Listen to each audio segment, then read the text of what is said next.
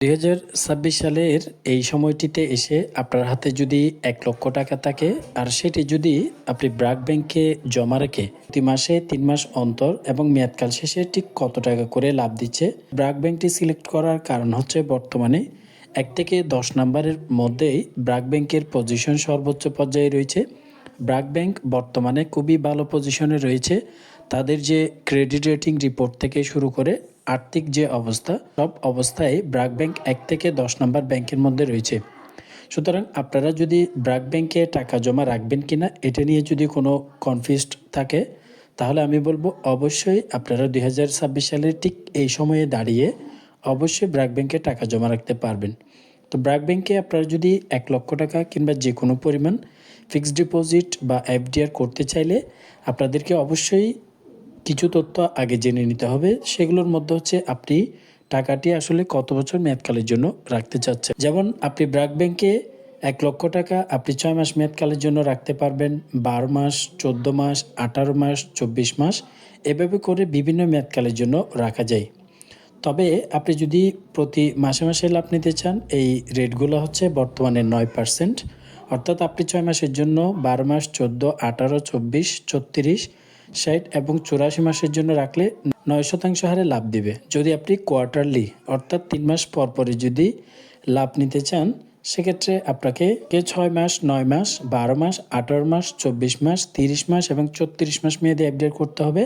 তাও 9% হারে বর্তমানে আপনাদেরকে লাভ দিবে। এছাড়াও রিটেল ইন্টারেস্ট ফার্স্ট এফডিআর নামে একটা এফডিআর রয়েছে, যেটা হচ্ছে সর্বনিম্ন 1 লাখ টাকা দিয়ে শুরু করতে হবে।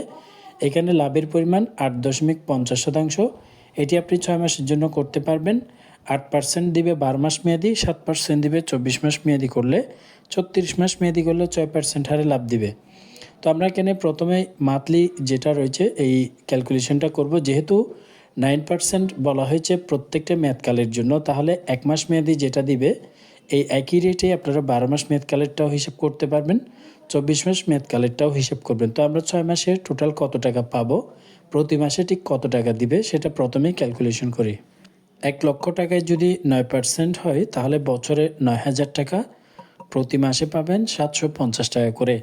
যদিও ব্র্যাক ব্যাংকে লাভের পরিমাণ একটু কম, কিন্তু নিরাপত্তার দিক থেকে সর্বোচ্চ পর্যায়ে থাকবে ব্র্যাক ব্যাংক।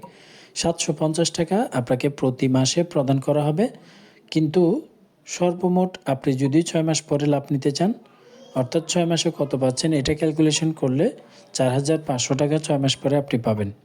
তো 750 টাকা থেকে কিছু ট্যাক্স অবশ্যই সরকারি ট্যাক্স হিসেবে কেটে নেওয়া হবে। তার মধ্যে রয়েছে যারা অ্যাকাউন্ট করার সময় টিন সার্টিফিকেট জমা দিতে পারবেন এবং রিটার্ন স্লিপটা জমা দিতে পারবেন, তাদের থেকে 10% ট্যাক্স কর্তন করা হবে। সরকারি ট্যাক্স অবশ্যই কেটে নিবে। তো যারা টিন সার্টিফিকেট কোথায় পাবেন অনেকেই কমেন্টস করেন। টিন সার্টিফিকেটটা আপনি আপনার এনআইডি কার্ডের ফটোকপি কিংবা এনআইডি কার্ড দিয়ে আপনি কম্পিউটারের দোকানে বানিয়ে নিতে পারবেন। তবে টিন করলে আরেকটা ঝামেলা রয়েছে,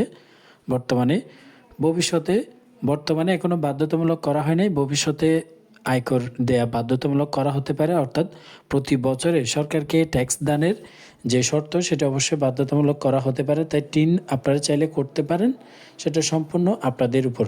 যদি টিন থাকে অবশ্যই 10% এখান থেকে কেটে 675 টাকা করে প্রতি মাসে লাভ পাবেন। আর যদি আপনি এটি দিতে না পারেন বা দিতে না চান, তাহলে 15% আপনার লাভের অংশ থেকে কেটে 637 টাকা 5 পয়সা করে প্রতি মাসে ব্র্যাক ব্যাংকের পক্ষ থেকে আপনাকে এভাবেই প্রদান করা হবে। যদি আপনি সম্পূর্ণ 1 বছর মেয়াদি রাখেন তাহলে 9,000 টাকা আপনাকে লাভ দিবে। এখান থেকে যদি আপনি টিন দিতে না পারেন তাহলে 15% কেটে 7,650 টাকা পাবেন। যদি টিন সার্টিফিকেট জমা দেন তাহলে 10% কেটে 8,100 টাকা সর্বমোট আপনি 1 বছরে লাভ পাবেন।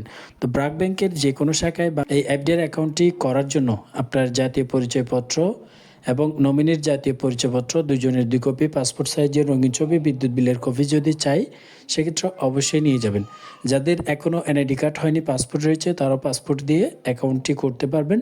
তো অ্যাকাউন্ট করার আগে আপনি ব্র্যাক ব্যাংকে রাখেন কিংবা যে কোনো ব্যাংকে টাকা জমা রাখার আগে অবশ্যই আপনার মেয়াদকালটা সিলেক্ট করবেন এবং যে ব্যাংকে টাকা রাখতে চাচ্ছেন ওই ব্যাংকের আর্থিক পরিস্থিতি, আর্থিক অবস্থা, ক্রেডিট রেটিং রিপোর্ট দেখে টাকা জমা রাখবেন। কারণ বাংলাদেশে আপনারা সকলেই জানেন কিছু কিছু ব্যাংকের সমস্যার কারণে অনেকেই টাকা উত্তোলন করতে পারছেন না। তাই এই বিষয়গুলো আপনারা অবশ্যই মাথায় রাখবেন। দেখা হবে পরের কোনো ভিডিওতে, বা আপনি যদি কোনো ব্যাংকের তথ্য জানতে চান অবশ্যই কমেন্ট বক্সে জানাতে পারেন।